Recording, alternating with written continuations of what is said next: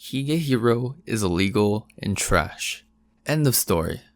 Said social justice warrior number 1077 on Twitter, and someone who's so useless in life that the only validation they get is from getting a like on Twitter.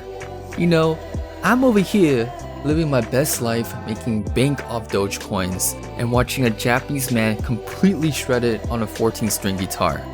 Then of course, my bubble gets completely bursted by guess who? You guessed it, Becky. I got 30 gold stars on my Starbucks card. Book club president. This month's book club selection is Eat, Pray, Love. Well shit, time to purify some Karen demons and come out swinging once again. This time, we'll be discussing people's reaction against one of my most favorite series this season, Higehiro. So Revi, you already know what I need. Hit that intro.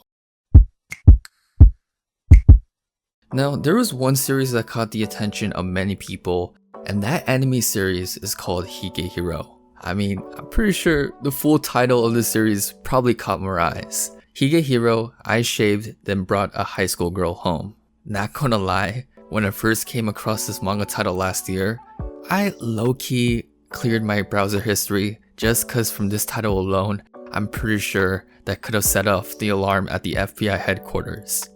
And yo, that first scene where the MC is approaching the abandoned high school girl in the middle of the night, we were getting hit with the N hentai launch codes in our peripheral. But y'all, this scene was genius cause it rooted out the weak-minded people like the girl Becky I was talking about before. For the people that held on with diamond hands, like what you're doing right now with your Hatsune Miku body pillow, we struck gold on the other side. It was like finding a 15-year-old YouTube video of Bleach's Inoue spinning a leak for 2 minutes.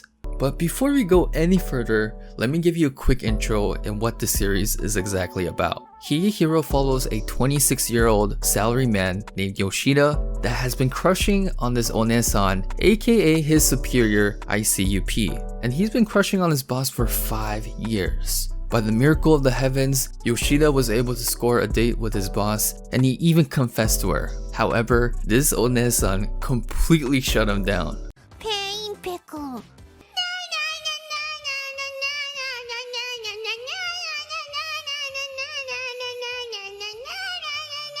Drunk and taking the biggest L of the century, Yoshida stumbles across an abandoned high school girl on the way home. This girl named Sayu Ogiwara offered Yoshida sexual favors if he would let her crash at his place. Disgusted, Yoshida rejected her straight up, and without thinking much in his drunk state, he just let her crash for the night. Then he wakes up the next morning and he sees Sayu straight up saying, Hi honey, I love you. Yoshida was straight scared like a chihuahua apprehended in a Mexican household. As Yoshida was slowly remembering all the dumb choices he made the night before, Sayu approaches him once again to pay him a sexual act to thank him for the hospitality. Completely disgusted once again, Yoshida lays on the law and was like, yo, what is your problem? I ain't trying to buy your mixtape, and I'm sure in hell not about to sub to your OnlyFans. However, Yoshida soon finds out, to much of his horror, that Sayu actually ran away from her home in Hokkaido, and on her 6-month run, she slept with multiple men to get by. Convicted, Yoshida said to Sayu, you know what, you can stay at my place as long as you want, no string attached. Now go make me a sandwich like a proper Japanese woman.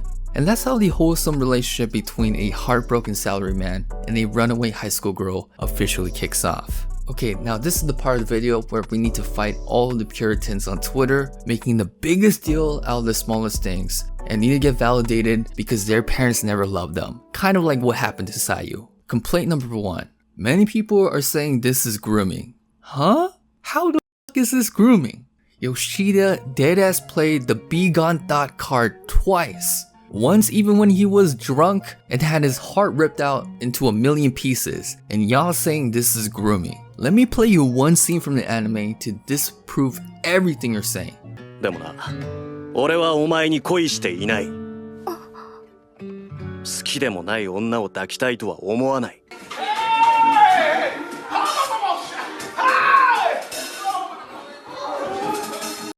Wow, surprise. There's actually men out here that has a conscience and a backbone. I bet the same people saying Yoshida is grooming Sayu are the same people that wanted that High Guardian Spice adaptation. These ultra-left feminists who are always saying all men are trash, well, newsflash Beatrice, there's men out here that actually know how to treat women, especially underage women, with respect. I don't need to say anything else, cause that one chat clip alone broke down your argument like a house of cards. However, there's the other side of the spectrum where you got people complaining saying that the MC is dumb for not sleeping with Sayu. FBI? Yes, that person over there. Listen here, you virgin boy that can't even hold a 2-minute conversation with a girl. Since when did this anime establish itself as a sexual fantasy between Yoshida and the high schooler Sayu? From the very beginning, it was established that Yoshida didn't want anything to do with Sayu romantically and especially sexually. At the very most, the dynamic between Yoshida and Sayu could be likened to the relationship between Izumi Curtis and the Elric brothers. It's the older sibling and younger sibling, master and apprentice dynamic, nothing more or nothing less.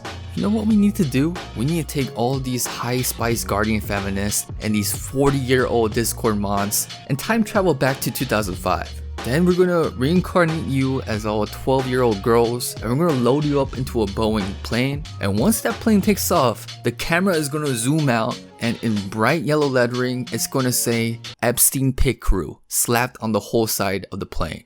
Now, putting aside all this BS and toxicity, what is this series actually about?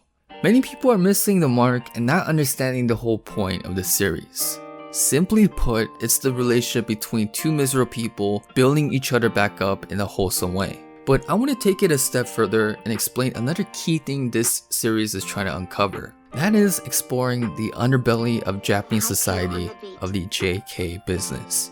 I'm pretty sure a good handful of y'all saw that viral Vice documentary 5 years ago of them exposing the dark reality of Japan in the JK business underworld. For the longest time, vulnerable and broke Japanese girls got scouted by 20 and 30-year-old men to join this really f***ed up system just so that they can appease the fantasy of older Japanese people. This is a real thing, and I truly believe this series is taking a more glass half full approach. Yes, many times these girls do fall into the trap of the JK business and essentially trade their long-term freedom for short-term cash. However, there are also times when a responsible adult steps in and breaks the cycle, like in the case between Yoshida and Sayu. Hopefully, through the kind actions of Yoshida, it will in turn transform Sayu for the better so that she can turn her life around. Well, what you guys think about this series? Did you guys find it wholesome? Did you guys find it unrealistic? Let me know all your thoughts down below. Once again, thank you guys for stopping by. This is your boy Yi Man.